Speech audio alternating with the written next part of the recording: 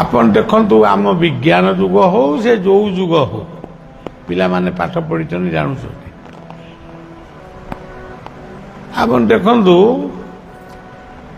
ମା ହଉଛି ଗୋଟିଏ ମୂର୍ତ୍ତି, ଦୁଇଟି ମୂର୍ତ୍ତି ହଉଛନ୍ତି ଆମ ଜନ୍ମର ଭଗବାନ ହଉଛନ୍ତି ବାପା ବୋଉ ବା ବାପା ମା। ଆଉ ଏଇ ଦୁଇଟି ଯଦି ନଥାନ୍ତେ ଆମେ କୋଉ ଜନ୍ମ ହେଇଥାନ୍ତୁ? ରାମକୃଷ୍ଣାଦି ଭଗବାନ ମଧ୍ୟ ରାମ କୃଷ୍ଣ ମହମ୍ମଦ ଯୀଶୁ ବୁଦ୍ଧ ମହାବୀର ସମସ୍ତେ ଆଙ୍କରି ପାଖରୁ ଆଇଛନ୍ତି। ତେବେ ସିଏ ଗୋଟେ ଜୀବନ ଦର୍ଶନର କଥା। ସବୁ କଥା ଗୁଡ଼ା କହିଲେ ଗୋଳମାଳ ହେଇଯିବ। ଏଇ ଯୋଉ ପୃଥିବୀ କି ଆପଣ ଦେଖୁଛନ୍ତି, ଛୁଆଟି ଯାଇଛି ସ୍କୁଲ କି କଲେଜକୁ କୁଆଡ଼େ ଯାଇ କି ବନ୍ଧୁ ଘରକୁ ଯାଇଛି, ସିଏ ଫେରିଲା ବେଳକୁ ତା ପାଇଁ ଖାଦ୍ୟ ରଖାଯାଇଛି, ପାଣି ରଖାହେଇଛି। ସେତିକି ବି ନୁହେଁ, ତାକୁ ଅପେକ୍ଷା ବି ଜଣେ କରିକିରି ବଇଛି। ସେ ଲୋକଟି କିଏ? ସେ କ'ଣ ଆମ ଘରର ଚାକରାଣୀ? ଆମେ ତାଙ୍କୁ ଟଙ୍କା ଦେଇକିରି ରଖିଛୁ? ସିଏ ହଉଛନ୍ତି ମା। ଇଏ ଧରିତ୍ରୀ ହଉଛି ମା, ଆମକୁ ଯିଏ ଜନ୍ମ ଦେଇଛି ମା।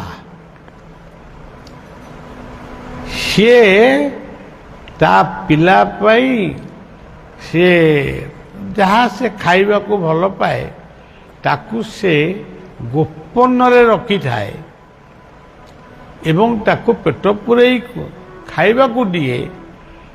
ସେ ହେଉଛି ମା। କେତେଜଣ ବ୍ୟକ୍ତି, ମୁଁ ଯେତିକି ଅନୁସନ୍ଧାନ କରୁଛି, କେତେଜଣ ବ୍ୟକ୍ତି ତାଙ୍କ ମୁଣ୍ଡ ବାଳ ମାନେ ପାଚିଲା ବେଳକୁ, ଧଳା ହେଲା ବେଳକୁ ସେ ମା ବାପାଙ୍କୁ ପୂଜା କରନ୍ତି।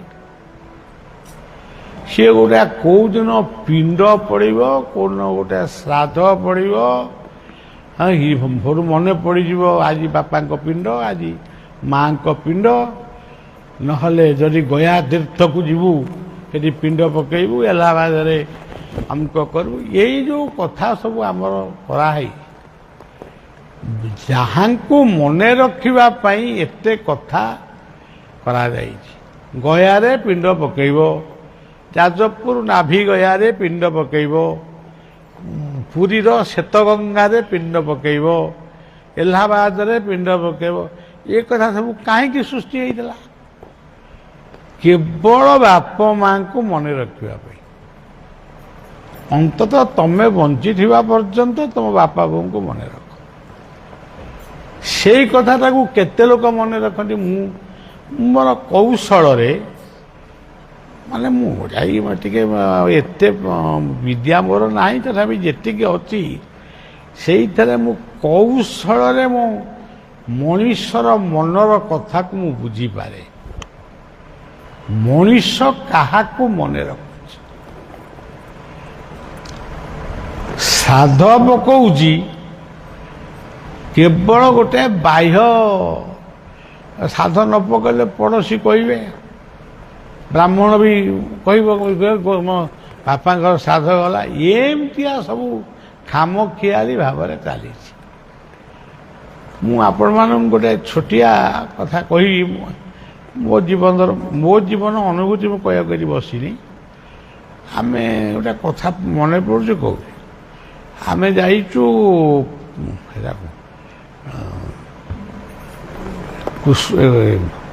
ଏଠିକି ଯାଇଛୁ ହରିୟାଣା କୁରୁକ୍ଷେତ୍ରକୁ ଆମେ ଯାଇଛୁ। କୁରୁକ୍ଷେତ୍ରରେ ମୋ ବୋଉ ବି ମୋ ସାଙ୍ଗରେ ଅଛନ୍ତି, ଆଉ ମୁଁ ତ ଅଛି। ଆମେ କୁରୁକ୍ଷେତ୍ରରେ ରାତିରେ ରହିଲୁ, ସକାଳୁ ପୁଣି ଗୋଟେ କ'ଣ କରିକିରି ଆସିବୁ।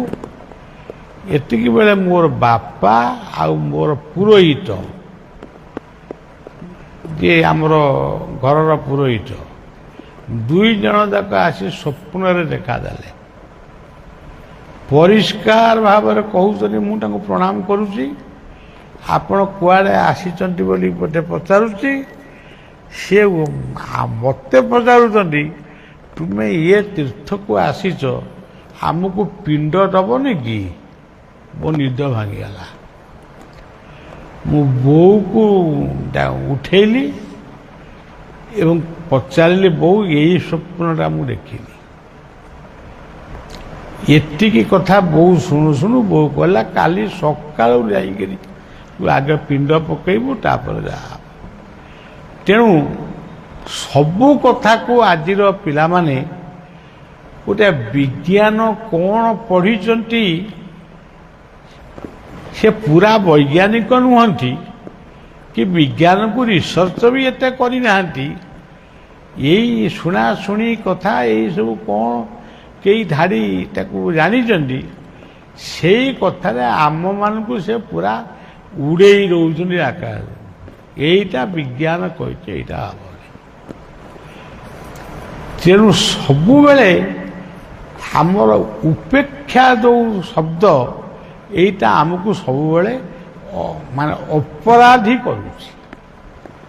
ସେ କଥା ଠିକ ନୁହେଁ, ସେ କଥା ଠିକ ନୁହେଁ।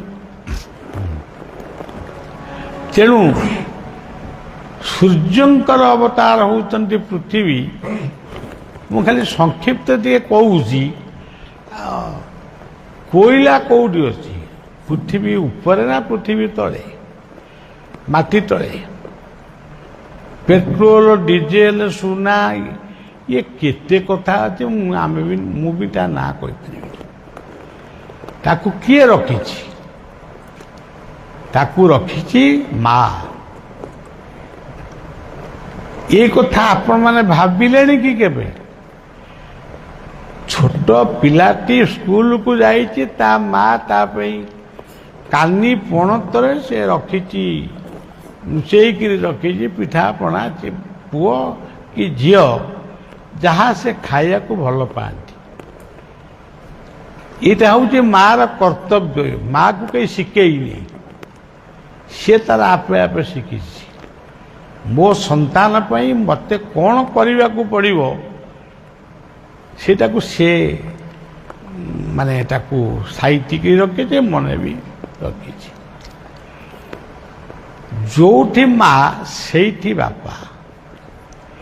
ତେଣୁ ଆମେ ବାପା ଶବ୍ଦକୁ ଛାଡ଼ିଦେଲେ ହେବନି। ମା ଯଦି ମାଟି ହୁଏ,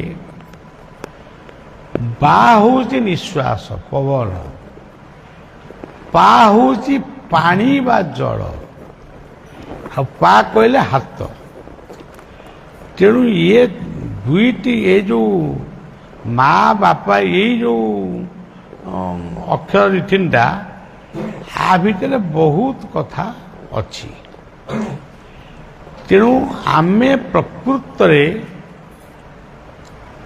ସବୁ କଥା ଜାଣୁଛୁ। ଗୋଟେ ଏମିତି ଘର କରିବା, ତାର ଅମୁକ ଜାଗାରେ ଭେଣ୍ଟିଲେସନ୍ ରହିବ, ଅମୁକ ଜାଗାରେ ବାଥରୁମ୍ ହେବ, ଏତେ କଥା ଆମେ ଜାଣିଛୁ। ଏଠି ଏଇଟା ଡାଇନିଂ ରୁମ୍, ଏଇଟା ବେଡ୍ ରୁମ୍, ଏଇଟା ଷ୍ଟଡି ରୁମ୍, ଏଇଟା କିଚେନ୍ ରୁମ୍, ଏତେ କଥା ତମେ ଜାଣିଛ, କିନ୍ତୁ ବାପା ମାଙ୍କୁ କେମିତି ଜାଣିପାରିଲନି? ସୂର୍ଯ୍ୟଙ୍କୁ, ପୃଥିବୀକୁ, ସମୁଦ୍ରକୁ, ଆକାଶକୁ, ଏଇ ଯେଉଁ ଗୁଡ଼ିକ ଅଛି, ଆକୁ କିଏ ଜାଣିଛ? ସବୁ ଦେଖିଛ, କିନ୍ତୁ କେବେ ଭାବିଛ କି ସମୁଦ୍ର କୂଳରେ ବସିକିରି ମୁଢ଼ି କ'ଣ ହେଲା, ମସଲା ମୁଢ଼ି ଖାଇଛ, ବାଦାମ ଚୋବେଇଛ, କିନ୍ତୁ ପ୍ରକୃତରେ ସମୁଦ୍ରର ସ୍ୱରୂପକୁ ଚିନ୍ତନ କରିଛ କି? ତମେ ମନେ ମନେ କେତେ କହୁଛ, ମୁଁ ଏତେ ପାଠ ପଢ଼ିଛି, ମୁଁ ଏତେ ଟଙ୍କା ରଖିଛି।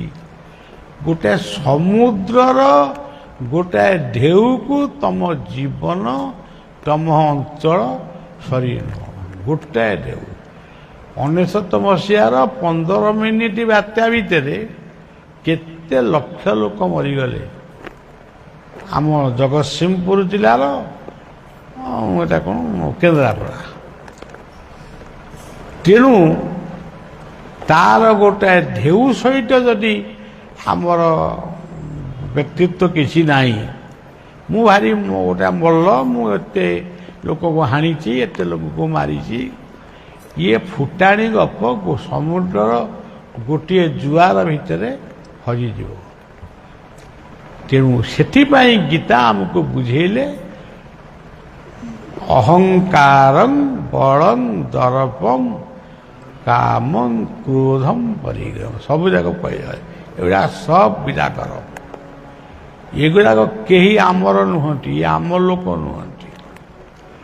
ଭାତ ଡାଲି ତରକାରୀ ବୋଲି ତାକୁ ଭାବନା, ଏଗୁଡ଼ା ସବୁ ଆଇଛନ୍ତି ବାହାରୁ, ଆଙ୍କୁ ବିଦା କର। ତେଣୁ ମାର ପଣତ ତଳେ, ଧରିତ୍ରୀ ମାର ପଣତ ତଳେ ଆମ ପାଇଁ, ଜୀବଜଗତ ପାଇଁ ସବୁକିଛି ମା ଲୁଚେଇକିରି ରଖିଛି। ଆପଣ ଯାଆନ୍ତୁ ତାଳଚେର, କେହି ମୁଁ ତାଳଚେର ଆପଣ ଯାଇଥିବେ, ସେ କୋଇଲା ଗଣ୍ଡାକ ପାଇଁ ସେଠି ସମସ୍ତେ ବୋଧେ କୋଟିପତି। ଯେତେବେଳେ କୋଇଲା ବାହାରି ନଥିଲା, ଆମେ ବୁଝିଛୁ ଯେଉଁ ଜାଗାର ମୂଲ୍ୟ 500 ଟଙ୍କା ଥିଲା, ସିଏ ବର୍ତ୍ତମାନ 50 ଲକ୍ଷ। ଆଜି ଆପଣ ଏଇ ଯେଉଁ ଭୁବନେଶ୍ୱର, କଟକ କଥା ନା, ଏଇଟା ପୁରୁଣା ସହର କଥା। ଭୁବନେଶ୍ୱର ଯେତେବେଳେ ଏକାମ୍ର କାନନ ଥିଲା, ସେତେବେଳେ ସେ ଜମିବାଡ଼ିର ମୂଲ୍ୟ କ'ଣ ଥିଲା? ଆମେ ଗାଁ ଲୋକଙ୍କୁ ସବୁ ପଚାରିଛୁ, ଏ ଜମି ତମେ ନା, ଏ ଯେଉଁ ଜମିଟା 500 ଥିଲା, କିଏ କହିବ 1000 ଖଣ୍ଡେ ଭିତରେ ଥିଲା। ଓଇକା ସେଠି କ'ଣ? ଏଇଟା 30 ଲକ୍ଷ, ସେଇଟା କମ୍ 25 ଲକ୍ଷ। ଆରେ ପଇସା ଗୁଡ଼ାକ ବର୍ତ୍ତମାନ ସବୁ ଗୋଡ଼ି ମାଟି ଭଳିଆ ହେଇଗଲାଣି। ତେଣୁ ଇଏ ହେଉଛି ମାର ମହିମା। ଆପଣ କହିବେ ଏଇଟା କଟକ ଚଣ୍ଡୀ ହୁଅନ୍ତୁ, ସେ ଗଡ଼ଚଣ୍ଡୀ ହୁଅନ୍ତୁ, ଯେଉଁ ଚଣ୍ଡୀ ହୁଅନ୍ତୁ, ଇଏ ହେଉଛି ମାର ମହିମା। ଏବଂ ମାର ମହିମା ସାଙ୍ଗରେ ବାପାର ମହିମା ହେଉଛି ବା। ବା କହିଲେ ନିଶ୍ୱାସ। ନିଶ୍ୱାସ ଥିଲେ ସିନା ତୁମେ ମାଟିକି ପରୀକ୍ଷା କରିବ, ନିଶ୍ୱାସ ଯଦି ପଳେଇବ ଆଉ ତୁମେ ତ ସେଇଠି ପଳେଇଲ, ଆଉ ତୁମେ ଦେଖିବ କ'ଣ କାହାକୁ? ତେଣୁ ନିଶ୍ୱାସକୁ ଆଉ ମାଟିକୁ, ଇଏ ଦୁଇଟି ତମର କେତେ ଅନ୍ତରଙ୍ଗ। ଏ ବାପ ମାଙ୍କ ଠାରୁ ମଧ୍ୟ କୋଟି ବାପା କୋଟି ମାର ଅନ୍ତର ଏଇ ଦି ଜଣଙ୍କ ପାଖରେ ଅଛି।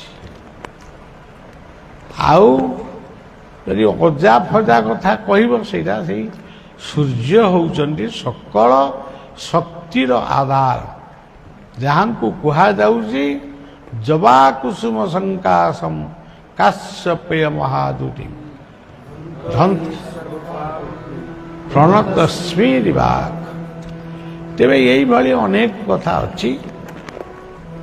ତେବେ ଆପଣମାନେ ଏତିକି ଖାଲି ମୁଁ ଆପଣଙ୍କୁ ସୂଚେଇ ଦେଉଛି, ସୂଚେଇରେ ମନେ ପକାଇ ଦେଉଛି, ମୁଁ ମାନେ ମନେ ପକାଇ ଦେଉଛି। ସେ କଥାଟା ହେଉଛି ଯେ ଯେତେବେଳେ ମଣିଷ ଜନ୍ମ ହେଇନଥିଲା, ଆପଣମାନେ ସବୁ ଶିକ୍ଷାବିତ୍ ବସିଛନ୍ତି, ଆପଣ ଭାବନ୍ତୁ କେଉଁ ମନ୍ଦିରଟା ଥିଲା? ପୃଥିବୀର କେଉଁ ଦେଶରେ କେଉଁ ମନ୍ଦିର ଥିଲା? ଯେତେବେଳେ ମଣିଷ ଜନ୍ମ ହେଇନଥିଲା, ପଶୁପକ୍ଷୀ ଜନ୍ମ ହେଇଗଲେଣି, ବୃକ୍ଷ ଲତା ତରୁ ତୃଣ ଲତା ସବୁ ଜନ୍ମ, ଯେଉଁ ମଣିଷ ଜନ୍ମ ହେଇନି। ଯଦି ବି ଜନ୍ମ ହେଇଛି, ସେଇଟା ଦେଖାଯାଉଛି ବାନର ଭଳିଆ କିମ୍ବା ଭାଲୁ ଭଳିଆ, ଏମିତିଆ ପଶୁର ଆକୃତିରେ ମଣିଷ ଅଛି। ସେ କ'ଣକୁ ରିସର୍ଚ୍ଚ କରିଥିଲା? ଆଜି ଯେତେ କଥା ଆପଣମାନେ ଆମେମାନେ ଉଦ୍ଭାବନ କରୁଛୁ, ଗରମ ଶୋଇପାରୁନି ବୋଲି ଏସି ଲାଗିଛି, ଫ୍ୟାନ୍ ଲାଗିଛି, ବଡ଼ ପାଟିରେ ଶୁଣିବ ବୋଲି ମାଇକି ଲାଗିଛି। ଇଏ ଯେତେ କଥା ରିସର୍ଚ୍ଚ ହେଇଛି ଆକୁ କିଏ ରିସର୍ଚ୍ଚ କରିଛି? କୋଉ ମନ୍ଦିରର ଦେବତା ଆକୁ ରିସର୍ଚ୍ଚ କରିଛି? ମନ୍ଦିର ହଉ, ମସଜିଦ ହଉ, ଚର୍ଚ୍ଚ, ଆମେ ତାଙ୍କ କଥା କାହିଁ କହିବା? ଆମ କଥା ଆମେ କହିବା। କେହି ରିସର୍ଚ୍ଚ କରିନାହାନ୍ତି। ଇଏ ସବୁ ଉଦ୍ଭାବନ ହେଇଛି। ତେବେ କଥାଟି ହେଉଛି ସେତେବେଳେ କୋଉ ଧର୍ମ, ଆଜି ଆମେ କହୁଛୁ ଆମର ବୃନ୍ଦାବନ ଧାମ, ଆମର ସେ ଅଯୋଧ୍ୟା ଧାମ, ନବଦ୍ୱୀପ ଧାମ, ଆଉ ପୁରୀ ଶ୍ରୀକ୍ଷେତ୍ର ଧାମ, ଏମିତି କେତେ ଧାମ କଥା ଆମେ କହୁଛୁ। ଆମର ମମତା ବାନାର୍ଜୀ ଜବରଦସ୍ତି କହୁଛନ୍ତି ଆମର ସେଇଟା କି ଧାମ? ଦୀଘା ହେଉଛି ଧାମ। ଆଚ୍ଛା, ଏତେ ଧାମ କଥା କହୁଛନ୍ତି, ଭଗବାନ ସବୁ କାଟିଦେଲେ, ଏଗୁଡ଼ା କିଛି ଧାମ ନୁହେଁ। ସେ ଧାମର ସମ୍ମାନ ଦେଇଛନ୍ତି ମଣିଷ ପାଇଁ, କିନ୍ତୁ ନିଜେ କହିଛନ୍ତି ମୋ ଘର କୋଉଠି ତମେ ଜାଣିଛ? ନ ତଦ୍ଭା ଶ୍ରିୟତେ ସୂର୍ଯ୍ୟ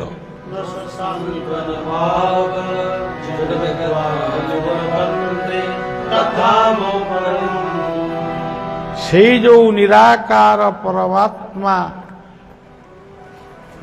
ଶୂନ୍ୟଂ ଶୂନ୍ୟଂ ମହାଶୂନ୍ୟମ୍, ସେଇ ମହାଶୂନ୍ୟ ଭିତରେ ମୋ ଘର, ମୋ ଠିକଣାଟା ସେଇ। ଆଉ ତମେ କଣ ଆଡ଼େ ସାଡ଼େ ଖୋଜୁଛ? ତେଣୁ ସଜ୍ଜନ ସବୁବେଳେ ମନେ ରଖିବାକୁ ପଡ଼ିବ, ଏଇ ପୃଥିବୀ, ଏଇ ଧର୍ମ ବୋଲି ଗୋଟେ ନାଁ କିଛି ନଥିଲା। ଧର୍ମ ଥିଲା, କିନ୍ତୁ ଧର୍ମର ନାଁ କିଛି ନଥିଲା। କିନ୍ତୁ ବୃକ୍ଷ, ତରୁ, ତୃଣ, ଲତା, ପାହାଡ଼, ପର୍ବତ, ଜଙ୍ଗଲ, ନଦ, ନଦୀ, ଝରଣା, ଏଗୁଡ଼ାକ ସବୁ ଥିଲା। ମଣିଷ ସୃଷ୍ଟି ହେଲା, ସିଏ ପୁଣି ବିଲକୁ ଲୁଗା ପିନ୍ଧିବି ଜାଣିନଥିଲା, ଖାଇବି ଜାଣିନଥିଲା। ସେ ଧର୍ମ କେତେବେଳେ ସୃଷ୍ଟି କଲା? ଯେତେବେଳେ ମଣିଷ ଟିକେ ପାଠଶାଠ ପଢ଼ିକିରି କ'ଣ ଗୋଟେ କେମିତି ଗୋଟେ ତାର ସଂସ୍କାର ହେଲା, ସୋଠୁ ତାପରେ ତାଙ୍କର ସବୁ ରିସର୍ଚ୍ଚ ହେଇକିରି এইটা অমুক ধর্ম, ସେଇଟା ସମୁକ ଧର୍ମ। ହଉ ଧର୍ମ ହେଲା, ଭଲ ହେଲା, ଏଇଟା ବଢ଼ିଆ କଥା। କିନ୍ତୁ ଧର୍ମକୁ ନେଇକିରି ଆଜି ବାଡ଼ିଆ ପିଟା, ହଣାହଣି, କଟାକଟି, ଛେଳି କୁକୁଡ଼ାଙ୍କ ଠାରୁ ଆହୁରି ମୂଲ୍ୟ ତାଙ୍କର କମିଗଲା। ସବ କଟାକଟି, ଖାଲି କଟାକଟି, ହଣାହଣି, ବମିଂ, ଅମୁକ ଢମକ, ଏଇଥିରେ ଆମେ ଆଜି ଧର୍ମକୁ ନେଇ ପୁରେଇଛୁ। ନା ଏଇଟା ଅମୁକ ଧର୍ମ, ଏଇଟା ସବୁ। ତେଣୁ ସମୟ ଆସୁଛି, ଆମେ ବୋଧେ ସେତେବେଳକୁ ଆଉ ନଥିବୁ, ଆମ ପିଲାମାନେ ଥିବେ, ସେଇମାନେ ଅନୁଭବ କରି ଜାଣିବେ ଏମିତି ଏକ ସମୟ ଆସିବ, ଧର୍ମ ଭିତରେ ପୁଣି ଯୁଦ୍ଧ ହବନି। ଏକତ୍ୱ ଭାବନା, ସମନ୍ୱୟ ଭାବନା, ପ୍ରେମର ଭାବନା ସୃଷ୍ଟି ହେବା ପାଇଁ ପୁଣି ମଣିଷ ସଂଗ୍ରାମ କରିବ। ତା ନ ହେବା ପର୍ଯ୍ୟନ୍ତ ପୃଥିବୀର କୋଉ ଦେଶରେ ସବୁ ମିଳିବ, ଶାନ୍ତି ମିଳିବ ନାହିଁ। ତେଣୁ ସେଇ ଶାନ୍ତିକୁ ଆପଣମାନେ ଖୋଜନ୍ତୁ, ଜୀବନ ଭିତରେ ଖୋଜନ୍ତୁ, ପରିବାର ଭିତରେ ଖୋଜନ୍ତୁ। ଆପଣମାନେ ଏଠି ସଂଘ କରିଛନ୍ତି, ସଂଘ ମାନେ କ'ଣ? ସଂଘ ମାନେ ଶାନ୍ତି। ଆଉ ସଂଘ ମାନେ କ'ଣ? ପ୍ରେସିଡେଣ୍ଟ, ସେକ୍ରେଟାରୀ, ମେମ୍ବର, କୋଷାଧ୍ୟକ୍ଷ, ସେ ଅମୁକାଧ୍ୟକ୍ଷ, ଇଏ ସବୁ ଆପଣମାନେ କରିଛନ୍ତି। ସଂଘ ମାନେ ଶାନ୍ତି। ବୁଦ୍ଧ କହିଲେ ସଂଘଂ ଶରଣଂ ଗଚ୍ଛାମି। ଘର ଜଞ୍ଜାଳ ଭିତରେ ତୁମେ ନିଷ୍ପେଷିତ ହେଇଯାଉଛ। ପୁଅର ଜଞ୍ଜାଳ, ଝିଅର ଜଞ୍ଜାଳ, ନାତିର ଜଞ୍ଜାଳ, କେତେ ଜଞ୍ଜାଳ। କିନ୍ତୁ ସଂଘ ମାଧ୍ୟମରେ ଆମେ ସଂଘରେ ଯଦି 15 ମିନିଟ୍ କି 20 ମିନିଟ୍ କି ଅଧଘଣ୍ଟାଏ ବସିବୁ, କିଛି ନ ପାଇଲେ ବି ଟିକେ ଶାନ୍ତି ପାଇବ। ଆଉ ସଂଘ ଭିତରେ ଯଦି ଶାନ୍ତି ନ ରହିଲା ତାହେଲେ ସେ ସଂଘକୁ ନ ରଖିକି ତାକୁ ନେଇ ମହାନଦୀ କି କାଠଯୋଡ଼ିରେ ବିସର୍ଜନ କରିଦିଅ। ସେଗୁଡ଼ା କାହିଁକି ରଖିବ? ଆଜି ଦେଖନ୍ତୁ, ମୁଁ ବେଶୀ ସମୟ ହେଇଯିବ, ଧର୍ମ ଭିତରେ ସବୁ ଗଣ୍ଡଗୋଳ। ଯେତେ ଗଣ୍ଡଗୋଳ, ଆମ ଭାଇ ଭାଇ ଗଣ୍ଡଗୋଳ ହେଲେ ମୀମାଂସା ଅଛି, ତାଙ୍କର ମୀମାଂସା ନାହିଁ। ଏତେ ଗଣ୍ଡଗୋଳ। ତାର ଧର୍ମ କ'ଣ ଏଇଥିପାଇଁ ସୃଷ୍ଟି ହେଇଥିଲା? ଧର୍ମ ଏକ ଗଢ଼ିଛନ୍ତି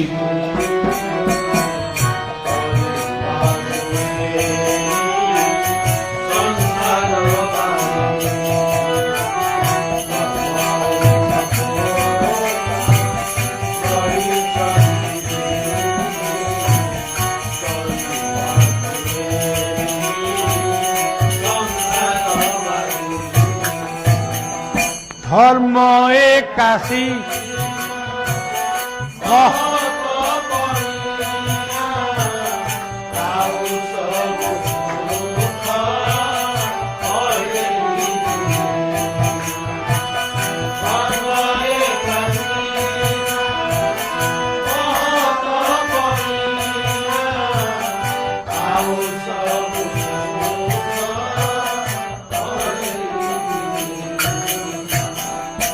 ଏଥିରେ କୋଉ ଧର୍ମର ନାଁ ଅଛି? ଆକୁ ଆମ ଓଡ଼ିଆ କବି ଲେଖିଛନ୍ତି।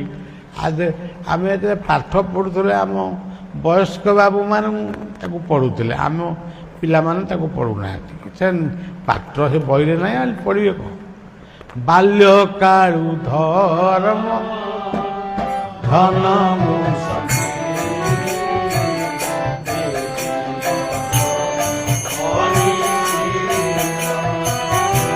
জানে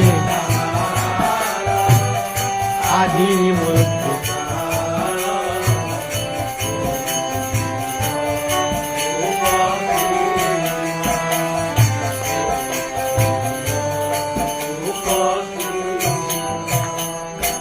ତାପରେ ଭଲ ପଦଟା ଅଛି, କ୍ଷୁଦ୍ର କୀଟ ଅଳ୍ପ রচইব মৃগ মুহি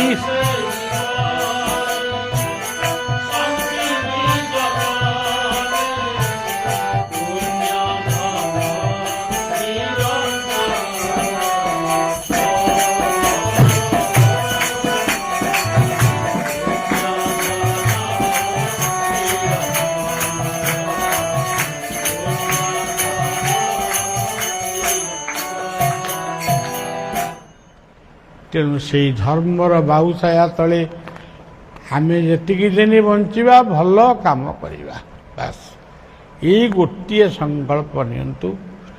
ଆଜି ତ ଗଛ ଦରକାର ହେଉଛି। ଆମେ କଟକବାଲାଙ୍କୁ ଗଛ କଥା କହିଲେ ସେ କେଉଁଠି ଲଗେଇବେ? ତଥାପି ଆମ ଏଇ ଆଶ୍ରମର ପଛପଟେ ମୁଁ ଦେଖୁଛି ଗୋଟେ ଛୋଟିଆ ଜଙ୍ଗଲ ଅଛି। ତେଣୁ ଗଛ ଲଗାନ୍ତୁ। ଏସବୁ କଥା ତ ଆପଣମାନେ ସବୁ ଜାଣିଛନ୍ତି।